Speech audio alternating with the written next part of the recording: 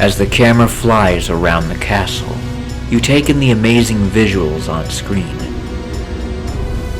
The music gives a sense of darkness, mystery, and impending horrors that lie beyond the stone walls of the castle. We are given a small glimpse of what's in store for the rest of the game. This is Unreal.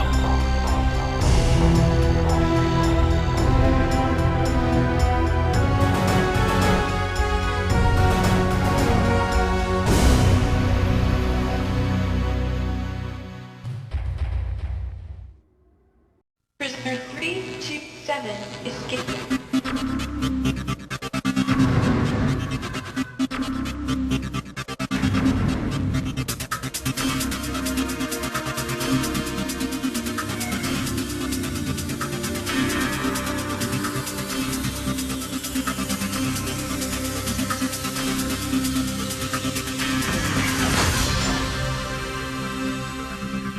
Unreal is the first-person shooter developed by Epic Games and Digital Extremes and published by GT Interactive. It was released May 22nd of 1998.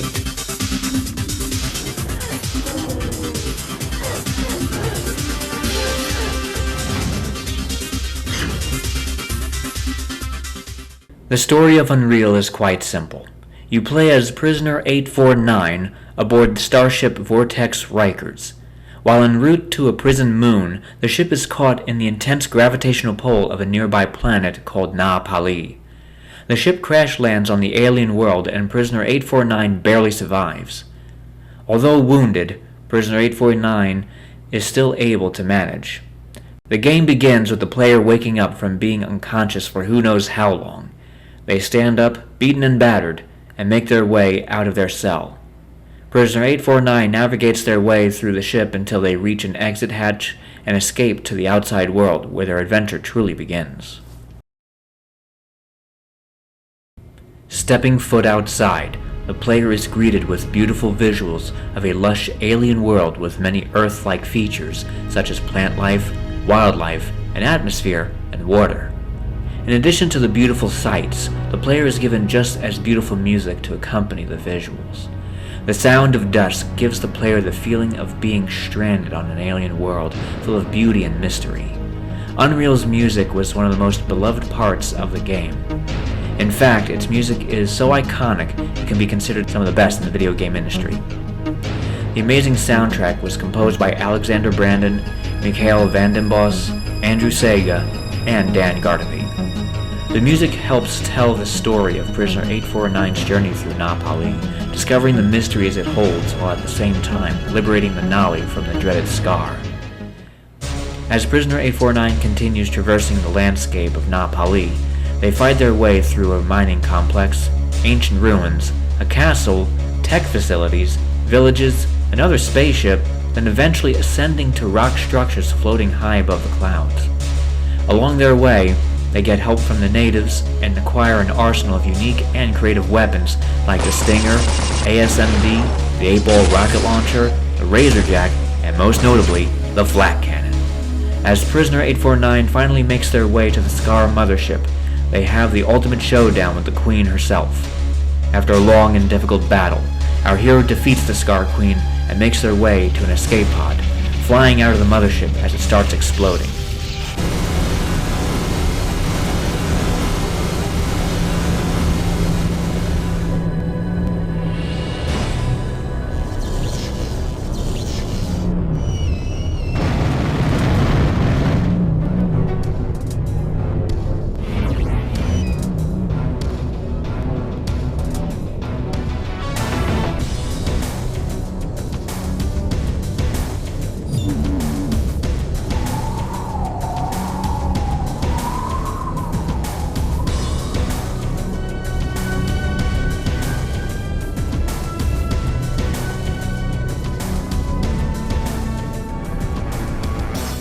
The pod just barely breaks free of Na Pali's gravitational pull, but runs out of fuel just as it enters space. The pod is left floating within the planet's orbit. Prisoner 849 is uncertain if they'll ever be found. Their adventure began and ended the same way, trapped in a cell.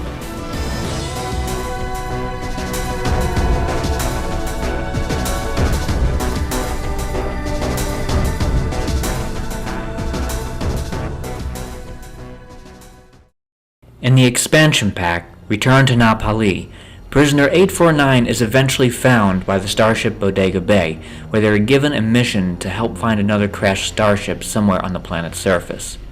The ship in question is the UMS Prometheus. If successful, Prisoner 849 will be granted their freedom. The objective is to locate the ship and retrieve military intel which could be found on the ship's bridge. As our hero navigates their way to the ship, once they get there, they intercept a transmission sent by the Bodega Bay.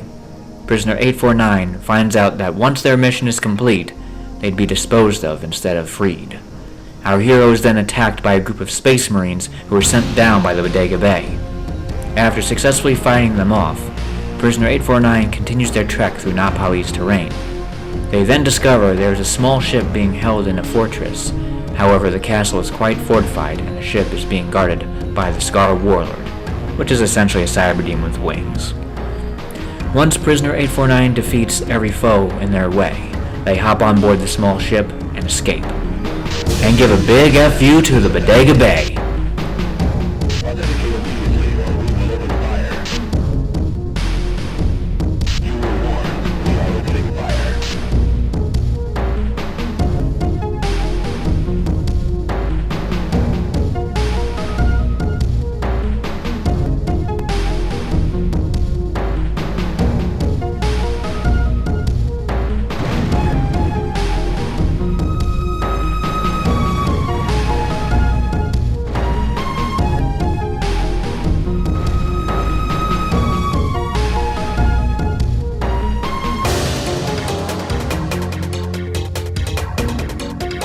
The end.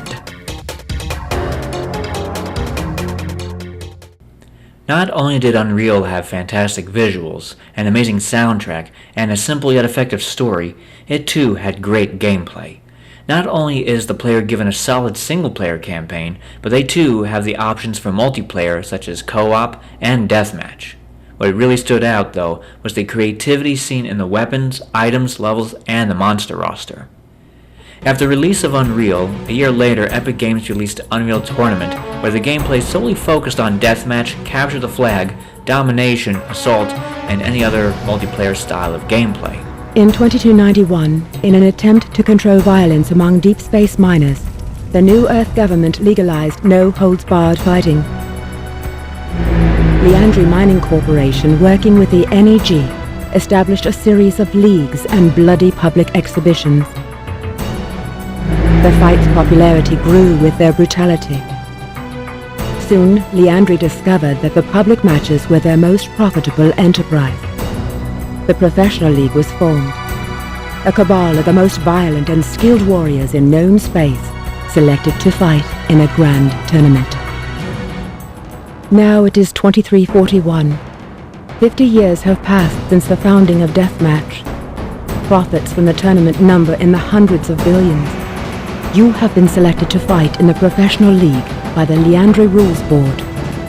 Your strength and brutality are legendary. The time has come to prove you are the best. To crush your enemies. To win the tournament. Even though Unreal Tournament focused on multiplayer, players could still play the game on single-player and face off against computer-controlled opponents known as bots. These bots were smart, but still not the sharpest tool in the shed. Compared to the bots in Quake 3 Arena, however, Unreal Tournaments were more intelligent. Their behavior was more calculated when facing off against other bots and human players. To make a long story short, Unreal Tournament had great reception and had been given several awards. Just like with Unreal, it delivered an amazing gameplay experience for many old-school first-person shooter aficionados. Following Unreal Tournament, eventually Unreal Tournament 2003 was released, and instantly replaced by Unreal Tournament 2004 a year later. In the midst of all that, Unreal 2 was released with subpar reception, sadly. However, the Unreal Engine at this point was beginning to evolve, where more detail could be added to 3D models and the levels. Then, in 2007, Unreal Tournament 3 was released and did okay. Unreal Engine 3 was used for it and was very impressive at the time. After that, any projects related to the Unreal franchise just halted. Then in 2014, Epic Games surprised the fan base with Unreal Tournament 4, which used Unreal Engine 4. A cabal of the most violent and skilled warriors in known space, selected to fight in a grand tournament. You have been selected to fight in the professional league by the Leandri Rules Board. Your strength and brutality are legendary.